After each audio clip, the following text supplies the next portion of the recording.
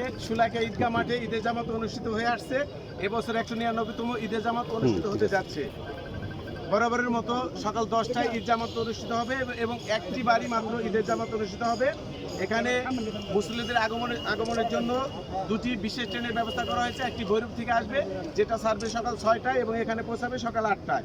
আর ময়মনসিংহ থেকে একটা বিশেষ ট্রেন রয়েছে, ভোর 5টা 45 ছাড়বে এবং এখানে সুলাইকা উপস্থিত হবে 8টা 30 জনস্বাস্থ্য প্রকৌশল অধিদপ্তরের তত্ত্বাবধানে 3টি খাবার পানির অস্থায়ী ভ্যান থাকবে, যার ওজন প্রায় 300 লিটার, 6টি নলকূপ 3000 লিটার, 6টি নলকূপ, 5টি অস্থায়ী অজুখানা, 15টি স্থায়ী টয়লেট এবং 20টি ইউরিনালের ব্যবস্থা করা হয়েছে।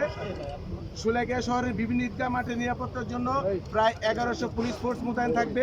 সেনাবাহিনীর 4 প্লাটুন, র্যাবের 6টি টিম, 5 প্লাটুন বিজিবি এবং 5 প্লাটুন আনসার নিয়োজিত থাকবে নিরাপত্তার দায়িত্বে। সুলাইকা মাঠে 6টি ওয়াচ টাওয়ার স্থাপন করা হয়েছে, যার মাঝে 4টিতে পুলিশ ও 2টিতে র্যাব দ্বারা মনিটরিং করা হবে। 13 জন বিজ্ঞ এক্সিকিউটিভ ম্যাজিস্ট্রেট দায়িত্ব পালন করবে এই পয়েন্টগুলোর সাথে। পুরো এরিয়াতে 64টি সিসি ক্যামেরা স্থাপন করা হয়েছে। এছাড়াও শহরের গুরুত্বপূর্ণ স্থানে চেকপোস্ট স্থাপন করা হয়েছে।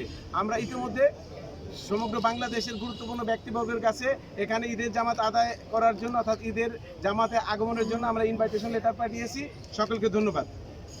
গুরুত্বপূর্ণ ভূমিকা।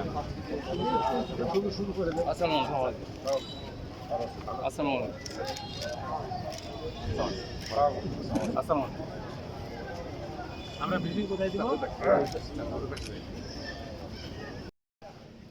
ভাই সবাই পিছনে নিলে তো সবাই ভালো করে নিতে পারে। কি দূর পিছনে ড্রেন আছে, সবাই ভাইরাল ড্রেন, ভাইরাল করে দাও। এটা কেন করা হচ্ছে তা মানুষ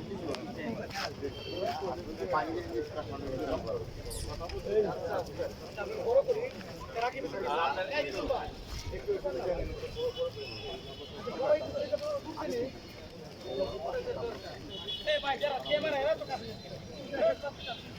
এই পিছে